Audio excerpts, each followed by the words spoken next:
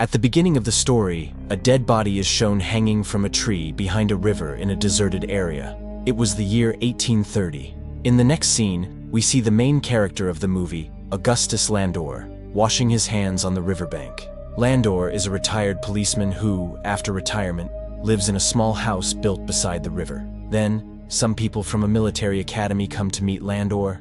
Actually, the dead body shown at the beginning of the movie belonged to a student of that academy, and they wanted Landor to investigate the case. Landor had solved many complicated cases during his time in the police force, which earned him great respect from the top officials of the city. Because of this, the captain of the academy personally came to his house to pick him up. After reaching the academy's office, the captain praises Landor, saying that the governor himself has decided to bring Landor in to solve the case. Although Landor was a very successful policeman, in the past few years, he had faced a mountain of sorrow in his personal life. His wife had died 3 years ago, and his daughter had run away from home with someone. Because of this, he began to feel very lonely. Due to his loneliness, Landor started drinking and became dependent on alcohol. The colonel was already aware of the problems in Landor's personal life, so he felt uneasy about giving him such a big responsibility in this difficult situation.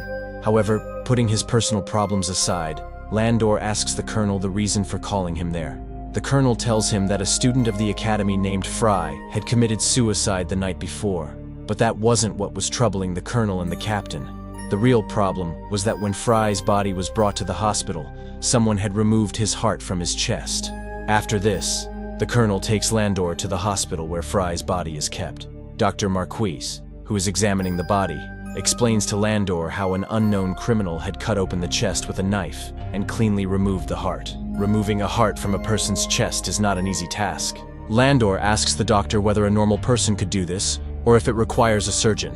The doctor replies that if someone has knowledge of the human body, they could also remove the heart, so being a surgeon isn't necessary. After that, Landor first goes to the spot where Fry had committed suicide. There, along with the captain, is the soldier who first discovered Fry's body. When Landor questions the soldier, he says that while patrolling the area last night, he heard someone screaming. When he followed the sound, he found Fry's body hanging from a tree. The soldier further says that Fry was hanged last night, but his feet were still touching the ground. Hearing this, Landor asks him if he saw anyone else nearby. The soldier replies, "No." Landor then smiles and tells him he can leave. After this, Landor and the captain return to the hospital. Landor examines the body himself and discovers a deep wound on the back of Fry's head. He also finds injuries on Fry's hands, which were probably caused when he tried to free himself while being hanged. From this, it can be assumed that Fry didn't kill himself, but someone forcibly hung him on the tree. Meanwhile, the doctor arrives. When Landor and the doctor look at the injury on Fry's head, the doctor is surprised that he didn't notice such a serious wound before. Then, Landor and the doctor open Fry's clenched fist and find a piece of paper inside with some letters written on it. The doctor is shocked that such important information had escaped his attention. The paper Landor found could be a big clue. He takes the letter and prepares to leave, but the captain stops him. The captain asks Landor to investigate the case secretly. He doesn't want the academy's reputation to be ruined because of Fry's murder. He also strictly warns Landor not to drink any alcohol until the case is solved. Landor had already become infamous in the city as a drunkard. After agreeing to all of the captain's conditions, Landor begins his investigation. He returns to the place where Fry's body was found and starts searching for clues. While investigating, a student from the academy shows up. The cadet's name is Edgar. Edgar tells Landor that he has also been trying to investigate Fry's case in his own way, and he believes that Fry's killer is a poet. Saying this, he leaves. Later, Landor questions the constable who was guarding Fry's body in the hospital when the heart was stolen. The constable tells Landor that he was on duty until 2:30 a.m. At that time, an officer came and discharged him. However, because it was dark, the constable couldn't see the officer's face. Landor is surprised to hear this. The constable also mentions something strange. He noticed that the officer didn't have a rank badge on his shoulder, which is normally a matter of shame for any officer. This makes Landor even more puzzled, so he goes to a bar to calm his mind. Landor knew the bartender, Patsy, very well. Today, Patsy was feeling a bit upset. When Landor asks her the reason for her worry, Patsy tells him that she knew Fry very well and is very saddened by his death. She adds that only a few special people in the academy knew about Fry's death. Landor is surprised and asks Patsy how she came to know about the incident. Patsy points to a man sitting in the bar. Landor sees that it's none other than Edgar, the same person who had told him that Fry's murderer was a poet. Landor asks Edgar why he said that. Edgar, in his poetic style, says that only a poet could think of committing a crime like stealing someone's heart. He adds that he himself is a poet, so he knows how a poet thinks. Landor realizes that Edgar is speaking under the influence of alcohol. As Landor is about to leave, Edgar stops and tells him a secret. Some time ago, Fry had a fight with his roommate, but no one knows what the fight was about. The next day, Landor and the captain bring in 2 soldiers for questioning. One of them was Fry's roommate. Landor asks him about the fight between him and Fry. The roommate replies that there was never a serious fight between them. He says that Fry had fallen into bad company, and he was only trying to guide him back onto the right path. They had a small argument about this. However, Fry's roommate didn't know who those bad friends were. Fry never shared their names with him. Landor takes his statement and allows him to return to his room. After this, they question another soldier named Stoddard, who was the last person to meet Fry before his death. When Landor asks him about Fry, Stoddard says that Fry was in a hurry that night and was sneaking away from the officers. Fry didn't tell him where he was going. He only said that he had some important work. While Stoddard was telling this, his face turned pale, which made Landor suspicious of him. At that time, Stoddard wasn't feeling well, so Landor gave him permission to leave. Just then, an officer brings a message for the captain. It said that someone had taken out the hearts of a cow and a goat the night before. After reading this news, the captain becomes furious and, to prevent any more killings, he declares a complete lockdown of the academy. However, Landor and Edgar meet outside the academy, ignoring the rules. Landor had assumed that Edgar must have known Fry well, but Edgar says he had never even met Fry. Landor then proposes working together to solve the case. Edgar immediately agrees. After that, Landor gives him the letter found in Fry's hand and asks him to try to understand and complete the incomplete words written in it, then leaves. That night, Edgar visits Landor's house and tells him he has decoded part of the letter. According to the letter, the killer had written it himself and invited Fry to the place where he would be killed, under the pretense of some important work. This clearly meant that Fry knew the killer well. That's why he agreed to meet without hesitation. Landor is very impressed by Edgar's observation, but there were still some incomplete parts in the letter, so Landor and Edgar work together to decode them. After trying for a long time, they conclude that the person who sent the letter was likely a woman. They believe that a young boy would only leave the academy at such a late hour for a woman. Edgar tells Landor that if the killer is a woman, then he might have seen her before. Edgar then shares a secret about his life. He says that his mother died 20 years ago, but her spirit still talks to him. She recites poems to him every night, which Edgar writes in his diary. One morning he wrote a poem about a sad girl who had committed a crime. That same morning, Edgar saw a girl outside his window who looked exactly like the one described in the poem. That's why Edgar thought that the girl might be the killer. He says he only saw the girl once. However, all of this sounds unbelievable to Landor, and he begins to think that Edgar is mad. Later that night, while Landor is in the arms of the bartender Patsy, he asks her about Edgar. Patsy tells him that Edgar is a good boy, and he has no one in this world. That's why he feels his mother's presence in everything, just to feel like she's still with him. Hearing this, Landor feels very sorry for Edgar, because he understands what it's like to be alone in the world. The next day, while Landor is investigating something at the hospital, a thought strikes him. Why would someone want to keep another person's heart? After thinking deeply, Landor begins to believe that this murder may be connected to black magic. He writes a letter to Edgar, asking him to meet at an old, deserted house. By chance, Landor finds evidence of black magic in the house, along with a demonic symbol. By the time Edgar reaches there, Landor finds out that the killer was taking out the hearts of people and animals for black magic rituals. After learning this, Landor and Edgar immediately go to one of their friends who knows a lot about black magic. Landor's friend tells him to take out a book from the bookshelf. The book was written by a famous witch hunter. It was written in the book that one of the rituals to please the devil is to offer the heart of a hanged man to the devil. Along with this, the friend tells Landor that many years ago there was a famous witch hunter named Henry Leclerc, who had killed about 700 witches. He had written another book in which he described a ritual to become immortal. However, nobody knows where that book is now. After this, Landor tells Edgar to go and make friends with the soldiers and try to find out who among them knows about black magic. Edgar does exactly that. he becomes friends with a group of soldiers and learns that the doctor's son, Artemis, knows about black magic. On some excuse, Edgar meets Artemis and becomes friends with him. One day, Artemis invites Edgar to a party. Edgar tells everything to Landor as well. From then on, Landor and Edgar start investigating Artemis together. That night, Edgar goes to Artemis's party, where some of Artemis's friends are also present. Edgar befriends them by reciting colorful poetry to them. While talking, Edgar learns that Artemis and his friend Bellinger both knew Fry very well. He also finds out that Fry was in love with Artemis's sister, but she betrayed him in love. On the other hand, while Landor was sleeping, he heard someone crying. When he gets closer, he sees his own daughter crying there. She was crying a lot, but she disappeared the very next moment. Landor becomes very upset and starts crying, remembering his daughter. Since the separation from his daughter, such emotional incidents had become common for Landor. The next morning, during Fry's funeral, Fry's mother comes to Landor and gives him Fry's diary, hoping it would help with the investigation. Everything inside the diary was written in a secret code. Understanding what was written in it was not an easy task, but Landor starts trying to decode it. Meanwhile, Edgar becomes friends with Artemis's sister, Leah, the same girl he had seen outside his window the morning he was writing the poem his mother told him. Edgar invites Leah to meet him at a deserted place so that he can investigate her. But after seeing Leah's beauty and innocence, Edgar himself falls in love with her. Suddenly, Leah starts suffering from epilepsy.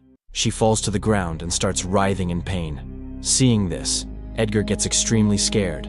However, after a short while, Leah recovers on her own. At the same time, after putting in a lot of effort, Landor finally succeeds in decoding the words written in Fry's diary. That night, while Edgar is returning from the academy, he senses someone's presence around him. But when he looks around, he sees no one.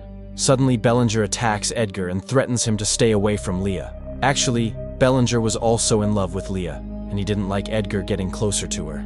Just then, Landor arrives and beats Bellinger, making him go away.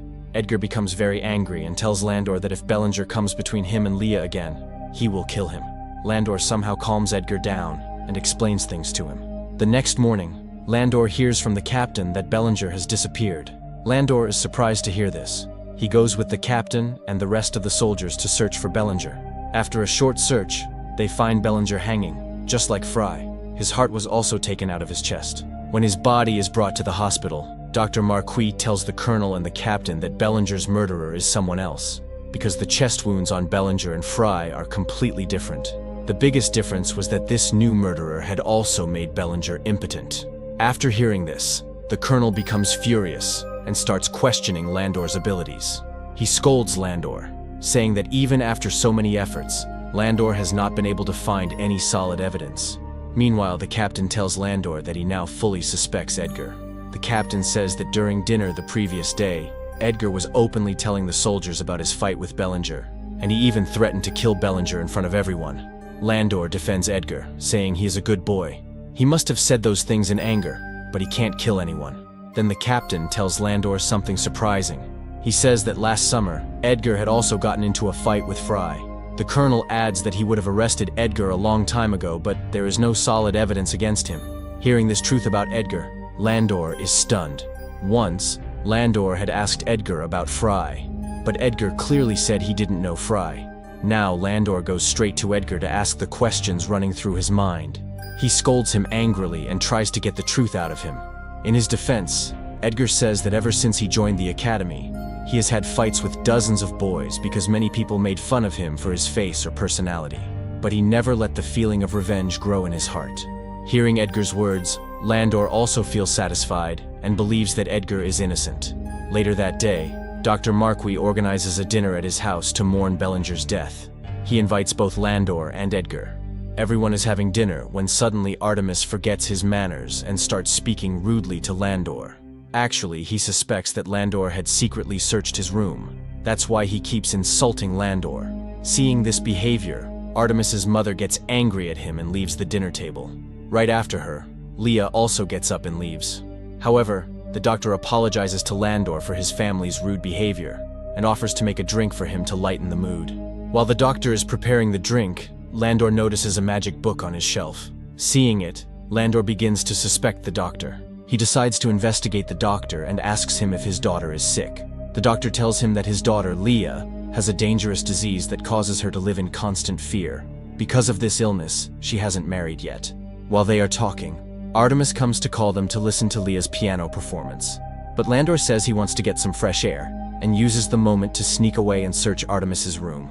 Meanwhile, Edgar forgets everything else, and gets lost in Leah's piano tune. He had fallen so deeply in love with Leah that he was ready to do anything for her. On the other hand, Landor finds a coat in Artemis's room that does not have a rank on its shoulder. Landor remembers the Academy guard had mentioned that the officer who granted him leave wore a coat just like that. Then, Mrs. Marquis arrives there and is also surprised to see that coat. Landor takes the coat downstairs. The doctor says it belongs to his dead brother, and he doesn't know how it ended up in the house. Landor tells him that the coat was found in Artemis's room. Before Artemis can say anything, the captain arrives and says that another soldier named Stoddard is missing from the academy. Stoddard is the same boy who last saw Fry and nervously gave a statement to Landor. After hearing this, Landor immediately goes with them to search Stoddard's room. After searching the room, Landor tells everyone that Stoddard wasn't kidnapped. He ran away from the academy on his own. Landor says this because Stoddard's belongings were also missing from the room. Landor guesses that Stoddard, Bellinger, and Fry were good friends, and after seeing how Fry and Bellinger died, Stoddard got scared that he would be next. That's probably why he ran away in fear. Because of the coat found in Artemis's room, everyone starts suspecting him of being the killer. But Landor still doesn't have solid proof against Artemis, so he asks the colonel for some more time to gather evidence. Meanwhile, Edgar goes to Leah and recites his poem to her. Leah then takes him out for a walk.